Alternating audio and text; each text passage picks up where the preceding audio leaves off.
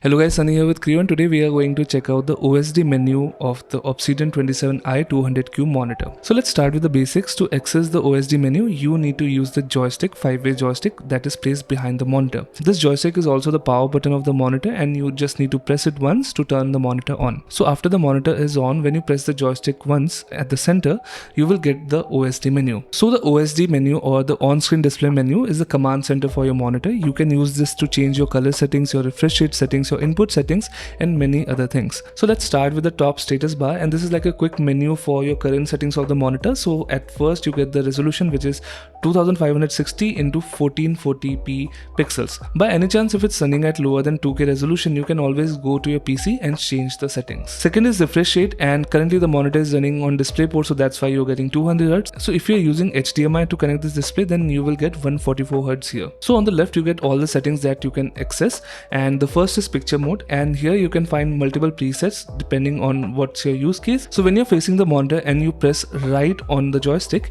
you will enter any settings, or this will also act as an enter key. So the first setting is brightness, and the brightness setting basically changes the actual brightness of the backlight of your monitor, and it can go from 0 to 100. So next option is the contrast setting, and by default you don't have to change this because at 50 level you are getting the most accurate contrast. In case if you want to change it, you can adjust it here, but I would highly suggest using a color calibrator to adjust this setting. So the next option is black equalizer, and it allows you to raise the levels of black on the display without affecting the high. So this is useful for gaming, and especially if you're a horror game fan, you can always increase the brightness without affecting the overall image. But I would suggest keeping at 50 if you're working with images or let's say any text content. Next is the option for sharpness, and this helps you dial in the exact sharpness that you need from your text or let's say from your images. By default it is set at 40, and most Windows applications will look good on the 40 setting, but in case you want more sharpness or for sharpness in game, then you can always increase or decrease this setting. Next is the overdrive setting, and this is a very important setting for gamers. This setting adjusts the pixel response times, and by default it is set to fast. There's also one advanced option, which is the user setting, where you can customize the overdrive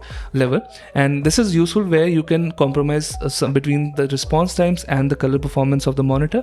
So I would suggest you to play with this, but for most people the fast setting will be good enough for most kind of esports gaming. So next is the option for dynamic contrast ratio or DCR, and by default it is off. So this setting automatically adjusts the brightness of the monitor depending on the content shown. So next option is the gamma setting, and this actually adjusts the mid-tones of your display, and that is between black and white, which is usually gray. Most operating systems support this by default, and most online content also supports the gamma 2.2. If you're a video editor that is working specifically on Rex 709 codecs and all, so I would suggest using the 2.4 setting.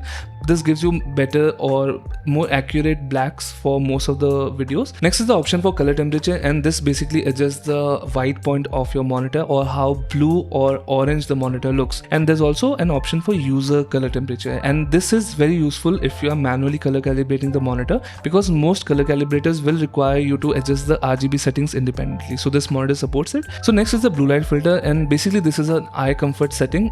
By using this setting you can increase or decrease the blue levels of your monitor. And last is the recall setting, basically which resets the whole profile, useful if you by chance made any mistake, and you can always change back to the default settings. So one important thing to note about picture mode is that not every mode is fully customizable.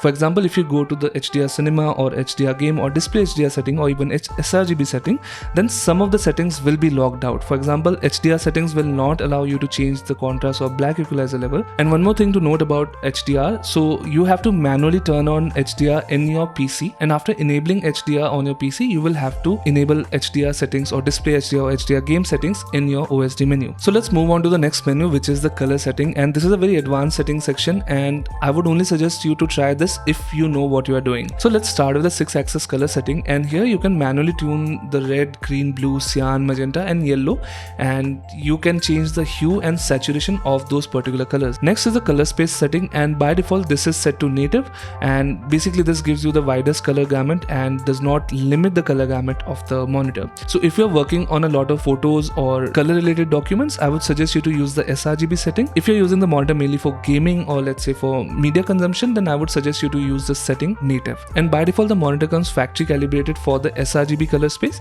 So if you want the most accurate colors from this monitor, I would suggest you to use the sRGB color space mode. So next setting is for color range, and basically this is the limit of digital colors. Usually most modern computers use full range color output, so you don't have to worry about it. Next option is the color domain option, and this is again is a setting which you don't have to manually change. This is usually fine with RGB mode. And last is the color weakness setting. This is used for people who have some certain degree of color blindness. You can adjust the red and green colors of the monitor so that they are more accurately represented for your color weakness. So let's move on to the gaming setup section, and the first setting you see is the adaptive sync option. This is what you need to manually enable NVIDIA G-Sync or FreeSync from AMD. For most people, I would suggest you to keep this setting turned on, but in case if you want to use certain settings, then you will have to keep this setting turned off.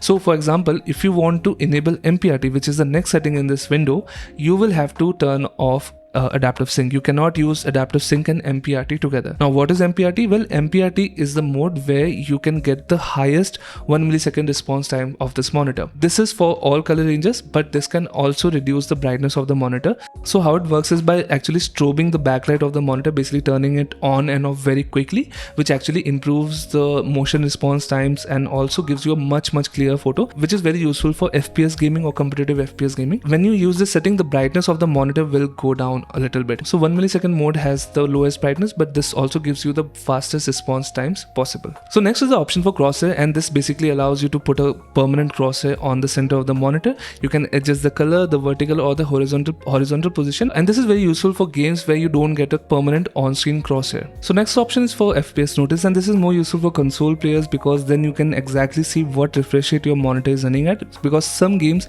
actually go down to even 30 FPS or 60 FPS or maybe 120 FPS. So next option is a timer setting, which is basically a countdown timer. Now this is a setting which is useful for taking breaks or let's say session control and many other time specific game events. So next is the option for audio setup, and there are only two main settings here. This is the volume of the headphone output port on the back of the monitor.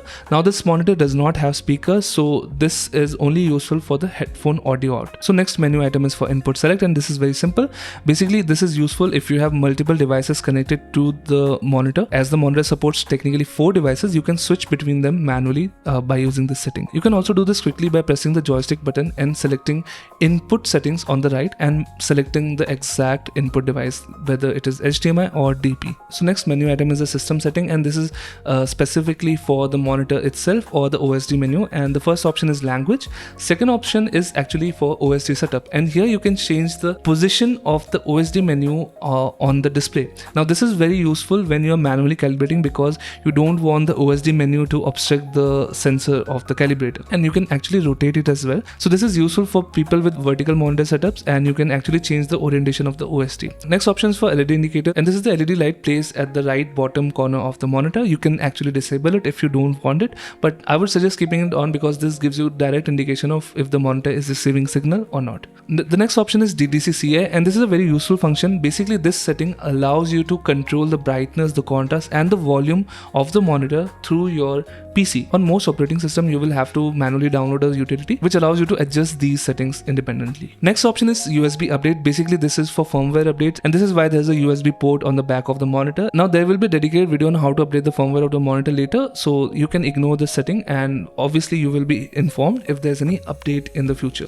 Now last important setting is the reset settings, and this is very important in case you messed up any setting or if you want to calibrate the monitor, then I would highly suggest you to reset the settings and starting over. So this was an overview of the OSD menu of the Obsidian 27i200Q. So if you have any questions, then you can always leave it in the comments, and we will see you next time.